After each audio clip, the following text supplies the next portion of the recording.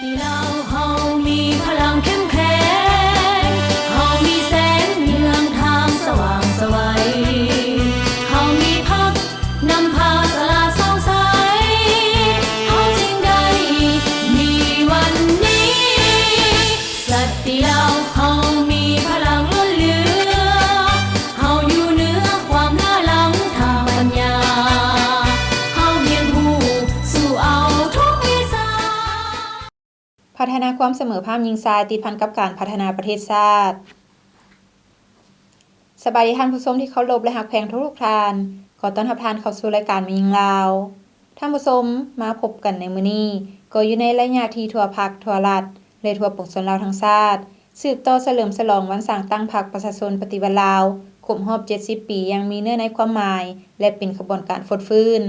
พร้อมเดียวกันนี้หลายภาคส่วนก็พร้อมสร้างผลงานขบวนการเพื่อคำนับรับต้อนวันสถาปนาสปป.ลาวครบรอบ50ปี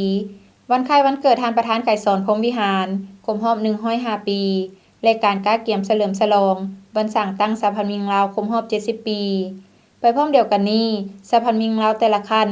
ก็พร้อมขุนเกี่ยวก้าเกียมดำเนินกองประชุมใหญ่ขั้นของตนให้สำเร็จเพื่อก้าเกียมให้แก่การเปิดกองประชุมใหญ่ผู้แทนแม่หญิงลาวทั่วประเทศครั้งที่9ในปี2025ไปพร้อมกับการจัดตั้งปฏิบัติคำขวัญและข้อแข่งขัน 3D ของสหพันธ์หญิงลาวและการจัดตั้งปฏิบัติวาระแห่งชาติที่อยู่ในความรับผิดชอบของสหพันธ์หญิงลาวให้สำเร็จตามแผนที่วางไว้ท่านผู้ชมลำดับต่อไปจะนำเสนอข่าวการเคลื่อนไหวของสหพันธ์หญิงลาวเป็นต้นในวันที่16พฤษภาคม2025สถาบันการเงินจุลภาคที่รับเงินฝากเพื่อพัฒนาแม่หญิงและครอบครัวศูนย์กลางสหพันธ์หญิงลาวได้จัดกองประชุมสภาบริหารสถาบันการเงินจุลภาคที่รับเงินฝากเพื่อพัฒนาแม่หญิงและครอบครัวขึ้นโดยการเป็นประธานของท่านนางศิริกิติ์ บุภารองประธานคณะบริหารงานศูนย์กลางสหพันธ์หญิงลาวทั้งเป็นประธานสภาบริหารสถาบันการเงินจุลภาคที่รับเงินฝากเพื่อพัฒนาแม่หญิงและครอบครัวท่านสเตฟาน คัสตันผู้อำนวยการธนาคารฝากประหยัดเพื่อความไว้วางใจ SDIT ประเทศเยอรมันท่านนางอีลองกา ลูสเตินหัวหน้าแผนกประจำภาคพื้นอาซีของมูลนิธิธนาคารฝากประหยัดเพื่อการร่วมมือสากลประเทศเยอรมันมีคณะสภาบริหารพร้อมด้วยผู้เชี่ยวชาญระยะยาวของมูลนิธิธนาคารฝากประหยัดเข้าร่วมจุดประสงค์ของกองประชุมครั้งนี้แม่นเพื่อปรึกษาหารือซึ่งกันและกันเกี่ยวกับการร่วมมือในต่อหน้า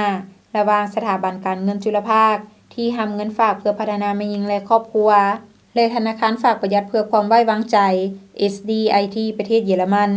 พร้อมทั้งได้ยกให้เห็นข้อสะดวกและสิ่งท้าทายในการบริหารจัดการสถาบันการเงินจุลภาคที่รับเงินฝากเพื่อพัฒนาแม่หญิงและครอบครัวโดยเฉพาะข้อคงค้างที่จะต้องปรับปรุงแก้ไขเป็นต้นระบบการบริหารการสร้างบุคลากรให้มีความเข้มแข็งการเข้าถึงระบบ IT ที่มีความทันสมัยยิ่งขึ้นทั้งรับประกันได้ความถูกต้องโปร่งใสการวางแผนยุทธศาสตร์เวียกงานระยะ5ปีต่อหน้าและเวียกอื่นๆเคียงคู่กันนี้การสร้างความเข้มแข็งด้านการคุ้มครองบริหารสถาบันการเงินจุลภาคที่รับเงินฝากเพื่อพัฒนาแม่หญิงและครอบครัวยังเป็นสิ่งหนึ่งที่มีความสำคัญที่สุดเพื่อสร้างความเชื่อมั่นให้แก่การร่วมทุนและคู่ร่วมพัฒนาทางภายในและต่างประเทศเพื่อเฮ็ดให้สถาบันการเงินจุลภาคที่รับเงินฝากเพื่อพัฒนาแม่หญิงและครอบครัวเติบใหญ่ขยายตัวอย่างกว้างขวางมีความทันสมัยยืนยงและเทียบเท่ากับสากลกองประชุมใหญ่สมาชิกสหพันธ์แม่หญิงกระทรวงยุติธรรมครั้งที่11ได้จัดขึ้นในวันที่13พฤษภาคม2025โดยการเป็นประธานของสหายนางดวงมณีลาวเมาประธานสหพันธ์แม่หญิงกระทรวงยุติธรรมให้เกียรติเข้าร่วมโดยสหายไพวีศรีบริภากรรมการศูนย์กลางพรรคเลขาคณะพรรครัฐมนตรีกระทรวงยุติธรรมสหายปริญญาเอกนางจันโซดาพรทิพย์กรรมการพรรครองประธานคณะบริหารงานศูนย์กลางสหพันธ์แม่หญิงลาวมีคณะพรรคตั้งหน้าองค์การจัดตั้งมหาชนคณะบริหารงานสหพันธ์แม่หญิงกระทรวงยุติธรรมแขกถูกเชิญพร้อมด้วยผู้แทนสมบูรณ์เข้าร่วมทั้งหมด128สหายในนี้ผู้แทนสมบูรณ์จำนวน106สหายในกองประชุมผู้เข้าร่วมได้รับฟังการผ่านบทรายงานการเมืองทั้งสองภาคที่ยกให้เห็นผลงานที่โดดเด่นที่สามารถปฏิบัติได้ในระยะผ่านมาและจุดอ่อนข้อคงค้างที่จะต้องได้ปรับปรุงแก้ไขให้บรรลุผลสำเร็จระยะผ่านมาคณะสหพันธ์แม่หญิงกระทรวงได้เอาใจใส่เวียกงานศึกษาอบรมการเมืองแนวคิดเสริมซึมแนวทางนโยบายของพรรคระเบียบกฎหมายของรัฐและเอกสารสำคัญของพรรคของชาติ เอาใจใส่ปฏิบัติหน้าที่ที่ได้รับมอบหมายด้วยความรับผิดชอบสูง มีแนวคิดอุ่นเอียนทุนเทียง มีคุณธาตุการเมืองหนักแน่น จากนั้นได้รับฟังการผ่านบทสรุปการจัดตั้งปฏิบัติแผนพัฒนาแม่หญิงกระทรวงยุติธรรมสหพันธ์แม่หญิงกระทรวงยุติธรรมประกอบมี10หน่วย1รากฐานผ่านการประเมินการจัดตั้งปฏิบัติข้อแข่งขัน 3D ระยะ1และระยะที่2สามารถคัดเลือกบุคคล 3D ประเภท1จำนวน136สหายประเภท2จำนวน5สหายพร้อมเดียวกันนี้ก็ได้ผ่านข้อตกลงว่าด้วยการย่องย่อคณะบริหารงานสหพันธ์แม่หญิงกระทรวงยุติธรรม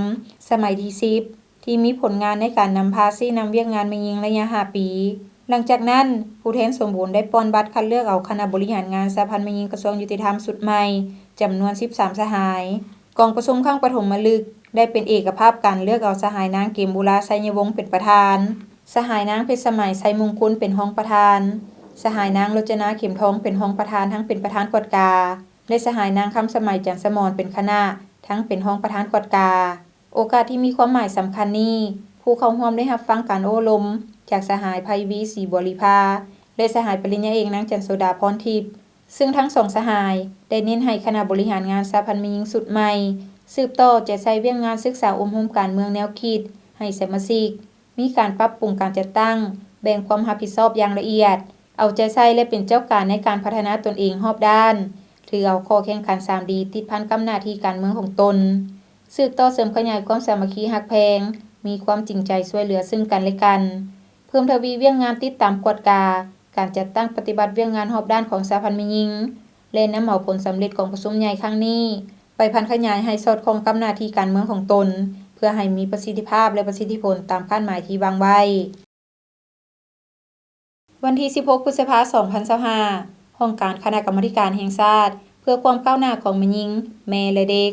ได้จัดกองประชุมสรุปการจัดตั้งปฏิบัติเวียงงานความก้าวหน้าของแม่หญิงแม่และเด็ก6เดือนต้นปีและทิศทางแผนการ6เดือนท้ายปี2025โดยการเป็นประธานของประชุมของท่านปริญญาเอกนางจันทร์โสดาพรทิพย์รองประธานคณะบริหารงานศูนย์กลางสหพันธ์แม่หญิงลาวรองประธานคณะกรรมาการแห่งชาติเพื่อความก้าวหน้าของแม่หญิงแม่และเด็ก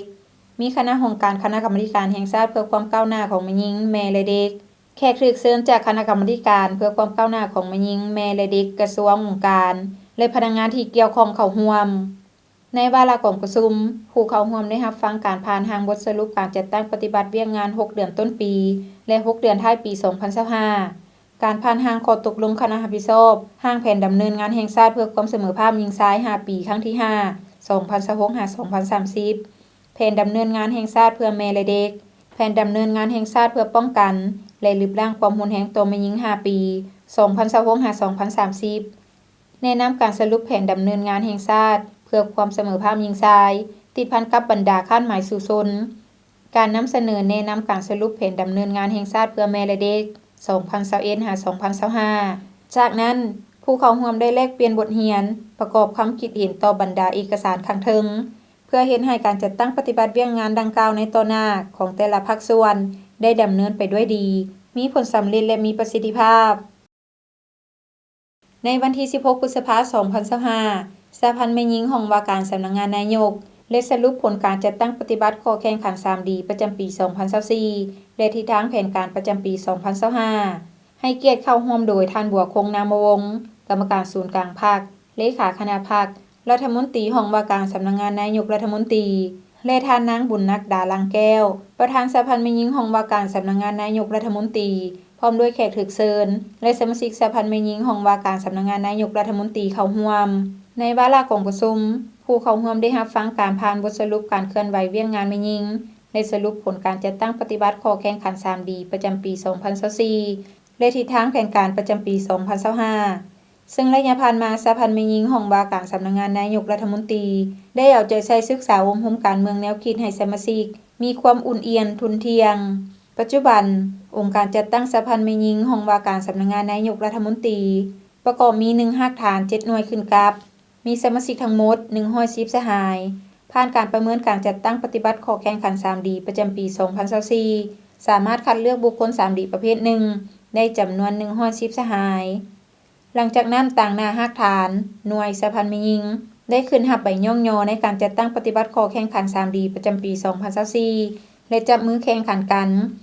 โอกาสที่มีความหมายสำคัญนี้ผู้เข้าร่วมได้รับฟังการโอ้ลมจากท่านบัวคงนามวงศ์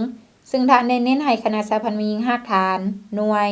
เอาใจใส่ศึกษาวงโฮมการเมืองแนวคิดให้สมาชิกให้มีความหนักแน่นเข้มแข็งมีคุณสมบัติศีลธรรมปฏิบัติมีการแบ่งหน้าที่ความรับผิดชอบละเอียดจะแจ้งเพื่อกะเกียมให้แก่การเปิดกองประชุมใหญ่คันของตนมีความสามัคคีช่วยเหลือซึ่งกันและกันสร้างเงื่อนไขโอกาสในการพัฒนาตนเองรอบด้านสืบต่อจัดตั้งปฏิบัติข้อแข่งขัน 3D ติดพันกับข้อแข่งขันของสำนักงานนายกรัฐมนตรีวางออกให้บรรลุผลสำเร็จตามระดับคาดหมายที่ทานให้รับชมผ่านไปนั้นก็แม่นข่าวการเคลื่อนไหวของสหพันธ์หญิงลาวท่านผู้ชมจากนี้พักผ่อนกันก่อนแล้วจึงกลับเข้ามาในหัดไปของทางรายการ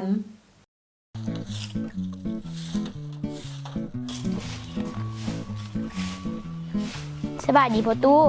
โอ้สบายดีเป็นอะไรร้านไปโรงเรียนได้เรียนหยังได้แล้วมื้อนี้ มื้อนี้หลานได้เรียนวิชาโลกอ้อมตัวสาวครูเว้าเรื่องหาปอสู่ฟังพ่อตู้ฮู้บ่หาปอมีหยังเด้ ก็ฮู้แท้ละเนาะหาปอละละ คันฮู้ก็เว้าให้หลานฟังเบิ่งดูว่ามีปอหยังเด้ ก็มีป.1 ฮอดป.5 ที่ร้านเรียนหั่นตะว่าสิว่าหยังหาปอพอตู้แห่งฮู้ฮอดป.ที่6พุ่น ปอหยังอีกปอที่6หั่น ป.ที่6ปอแม่ตู้จมปกมื้อเช้าหั่นเด้ พ่อตู้เอ๋ยมันบ่แม่นที่พ่อตู้เอามาหั่นนะสาวครูว่าหาปอมีปอที่1แม่นปอปิดฝาพัฒนาที่เก็บน้ำในเฮือนบ่ให้มียุงลายเข้าไปไข่ใส่ปอที่2แม่นปอเปลี่ยนน้ำและพัดถูพัฒนาเส้นเต้าดอกไม้น้ำห้องตีนตู้ฐานห้องโจกน้ำปอที่3แม่นปอปล่อยป่าหางนกยุงเพื่อไปกินนอนน้ำปอที่4แม่นปอปรับปรุงบ่ให้น้ำค้างขังกระโปะกระป๋องอย่างตีรถเก่าปอที่5แม่นปอปฏิบัติเป็นประจำทุกๆอาทิตย์ โอ้แม่นหวะพอตู้บ่ฮู้เด้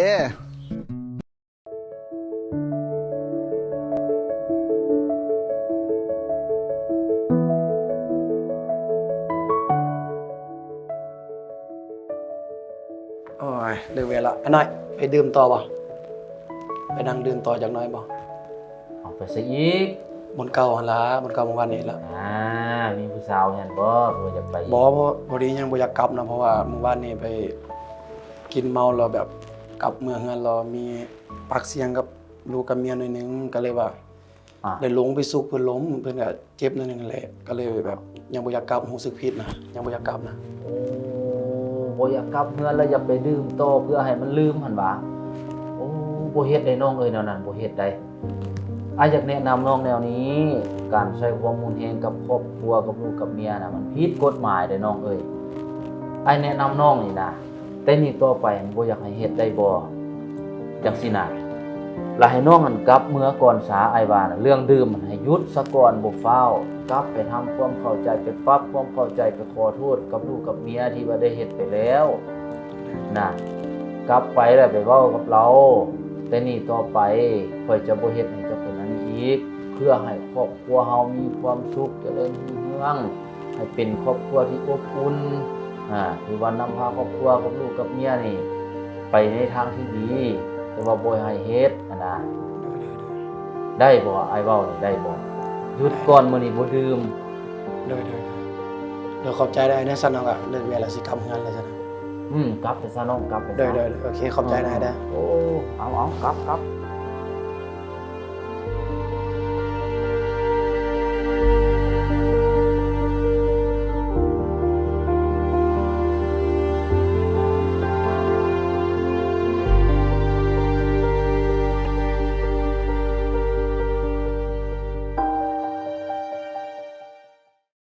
เข้าสู่รายการมีหญิงลาว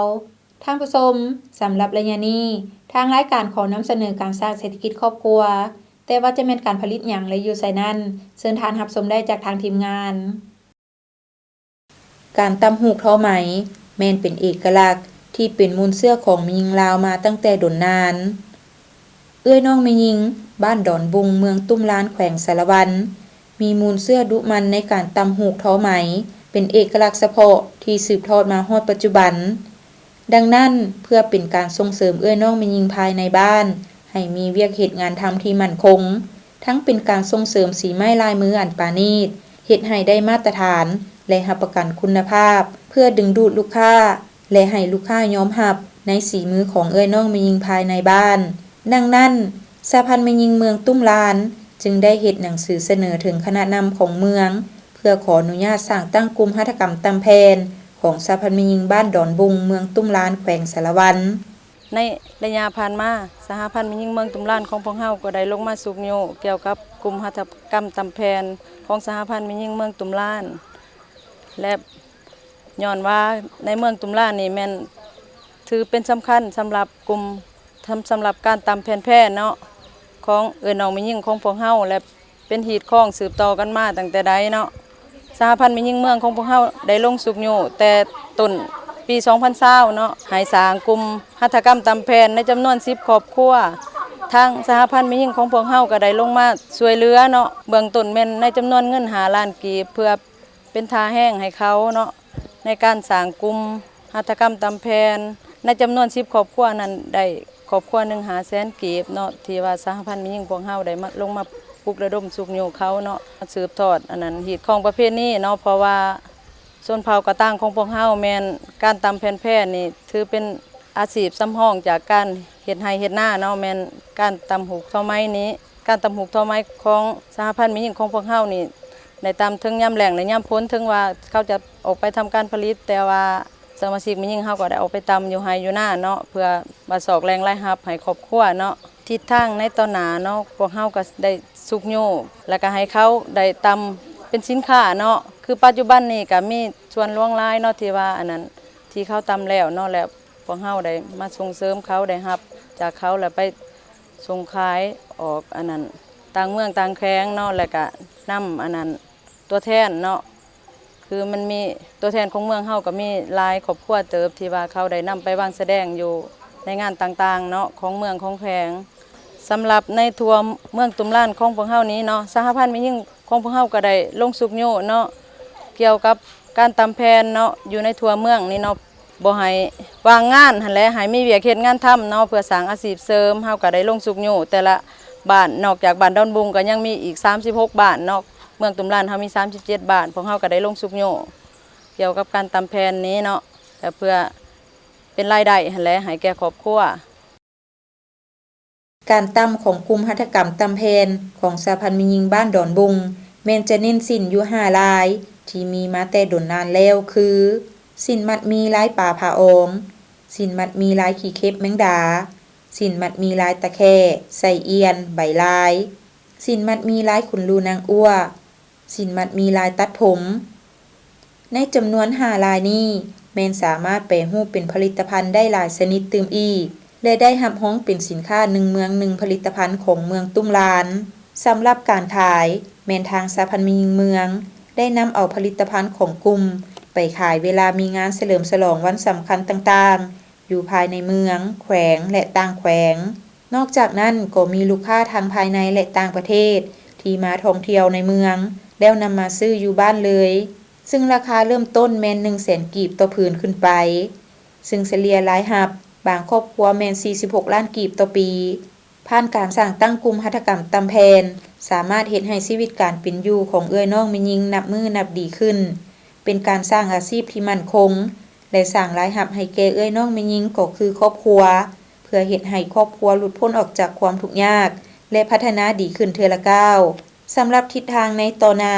แม้นจะปรับปรุงผลิตภัณฑ์ที่มีอยู่แล้วให้มีคุณภาพและได้รับมาตรฐานตามความต้องการของตลาดนอกจากนั้นแม้นจะสร้างห้านวางแสดงสินค้าที่เป็นเอกลักษณ์ของเผ่าตื่มอีกเฮ็ดอาชีพตั้งแต่ก่อนนะเฮ็ดแบบตำตลอดนะตำแบบให้ช่วยพี่น้องแล้วก็ให้เลยนะบางเทื่อก็ได้ขายแน่ได้แลกเปลี่ยนแน่เฮ็ดเนี่ยนะจนมาฮอดปัจจุบันนี้ก็ได้อันนั้นสหพันธ์แม่หญิงได้สุกยูนะจุกยูให้ทึนมาก็เลยได้เอาสมาชิกประมาณ10 คนนี่มาตำโดยแตกต่างหลายแบบว่าเฮามีชีวิตกันเป็นอยู่นี่ก็ดีขึ้นกว่าเก่า รายรับได้สูงบ่ตอนนั้นครับก็คล้ายแบบว่าทำอิฐหันแบบไฟมันราคามันบ่แพงอะเนาะราคาบ่แพงอะนะตอนนั้นหันพื้นหนึง50,000บัดมาฮอดปัจจุบันนี้แสนป้ายต่อพื้นอันนะสมมุติว่าเฮาซื้อหันคันว่าเฮาสิไล่นั่นบ่ได้บ่ทำกำไรหันนะในนั้นนะหากก็พอได้เฮ็ดไปหันนะแบบบ่มีเวลาเฮาเฮ็ดเวลาเฮาว่างเฮาก็เฮ็ดตอนนั้นโดยเวลาเฮาตามชิ้นนี้อุปสรรคแบบว่าเวลาเฮาย้อมนี่นะเฮาย้อมมันสีมันบ่ขึ้นหั่นน่ะสีบ่ขึ้น 2-3 เทื่อเจ้าก็ย้อมนั่นหั่นแหละบางเทื่อมันก็สีบ่ขึ้นมันก็เป็นจังซี่แหละเห็นบ่นี่มันแตกนั่นนี่อีกอย่างเฮาก็มัดนี่มัดบางเทื่อคันเสือกบ่งามมันก็สีมันก็ซ้ำหมดหั่นนะแก่เวลาเฮาต้องย้อมใหม่ 2-3 เทื่อเฮาก็ย้อมอยู่หั่นแหละนั่นน่ะตอนมันเปลืองมันยุ่งหั่นยุ่งตัวเวลาเฮาย้อมหันบ่ขึ้นหั่นสมมุติว่าเฮาซื้ออันนั้นทงนึงหั่นน่ะซื้อหั่นเจ้าย้อมเทื่อนึงหั่นคันว่าติดดีหั่นเทื่อนึงก็ได้แน่อันนี้4-5เทื่อก็ย้อมนะหั่นแน่นั้นสีบ่งามก็ย้อมอยู่หั่นแหละที่ท่านรับชมผ่านไปนั่นก็แม่นการสร้างเศรษฐกิจครอบครัวซึ่งก็แม่นกิจกรรมหนึ่งที่สามารถเฮ็ดให้ครอบครัวมีอยู่มีกินหลุดพ้นออกจากความทุกข์ยากได้เทื่อละก้าวท่านผู้ชมจากนี้พักผ่อนกันอีกครั้งหนึ่งแล้วจึงกลับเข้ามาในระยะสุดท้ายของทางรายการ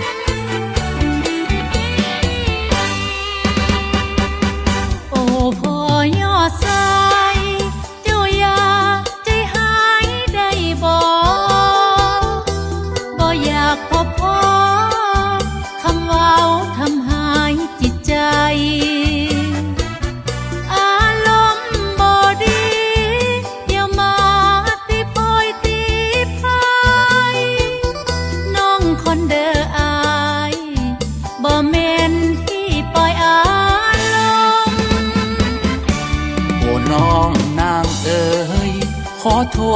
ษที่อายผิดไปลมพัดทำให้ใจของน้องปีปนทั้งด่าทั้งตีเฮ็ดให้ใจกายมองมนสั่งหัวใจตนน่าอายทำให้ผู้หญิง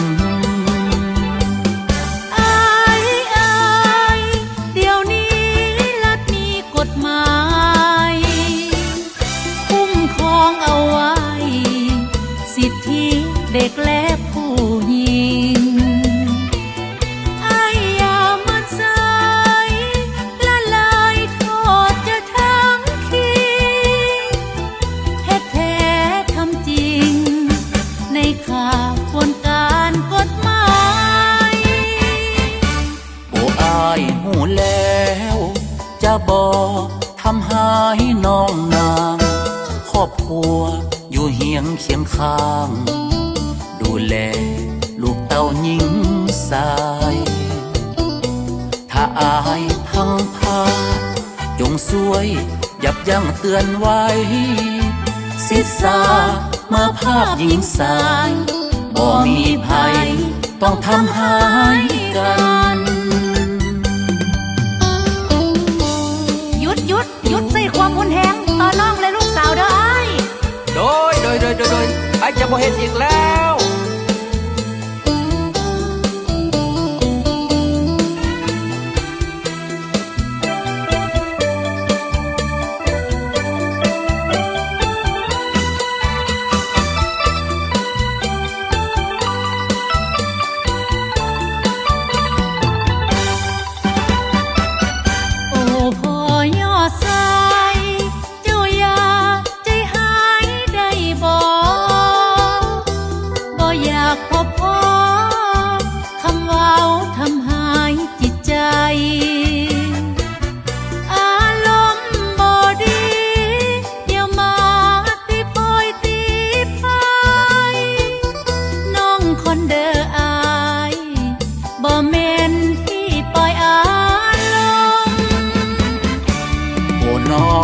างเอ๋ยขอโทษที่อายผิดไปลมพัดทำให้ใจของน้องปีปนทั้งดาทั้งปีเฮ็ดให้ใจกายมองมน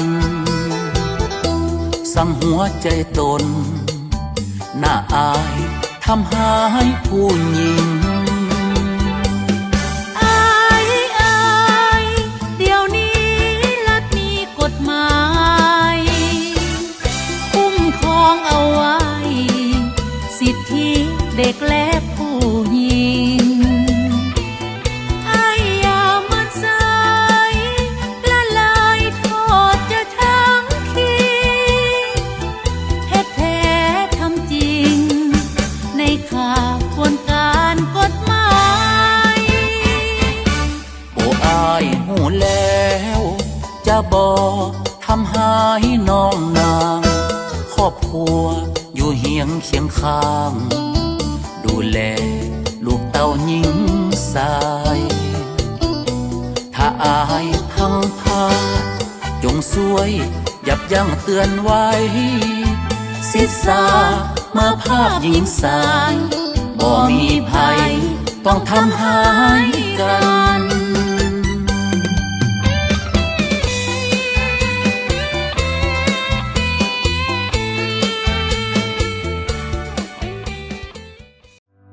การใช้ความรุนแรงต่อแม่หญิงบ่แม่นปัญหาเล็กน้อยแต่เป็นสิ่งที่ทุกคนควรแก้ไขมันแม่นปัญหาของสังคมบ่แม่นปัญหาของบุคคลร่วมแรงร่วมใจแก้ไขทุกรูปแบบการใช้ความรุนแรงต่อแม่หญิงความรุนแรงต่อแม่หญิงสามารถเกิดขึ้นได้ทุกบอนทุกเวลาและกับทุกๆคนในสังคมบ่ว่าจะเป็นคนหังคนทุกข์การศึกษาสูงหรือต่ำทุกสาขาวิชาอาชีพความรุนแรงต่อแม่หญิงมี 4 ประเภทดังนี้ความรุนแรงต่อร่างกายความรุนแรงต่อจิตใจความรุนแรงทางเพศความรุนแรงต่อทรัพย์สินหรือเศรษฐกิจถ้าท่านพบเห็นภัยที่ต้องการความช่วยเหลือท่านสามารถรายงานต่อบรรดาการจัดตั้งที่เกี่ยวข้องอิงตามมาตรฐานการดำเนินงานการปกป้องและการบริการช่วยเหลือทางด้านสังคมแก่แม่หญิงและเด็กหญิงที่ถูกความรุนแรงในสปป.ลาวการปกป้องและการช่วยเหลืออันจำเป็นแก่ผู้ถูกก่อร้ายประกอบมี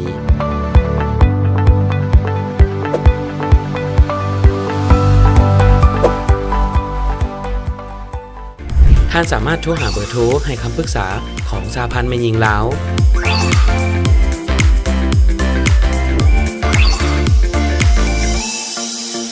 และสายด่วนศูนย์กลางสหพันธ์แม่หญิงลาว1362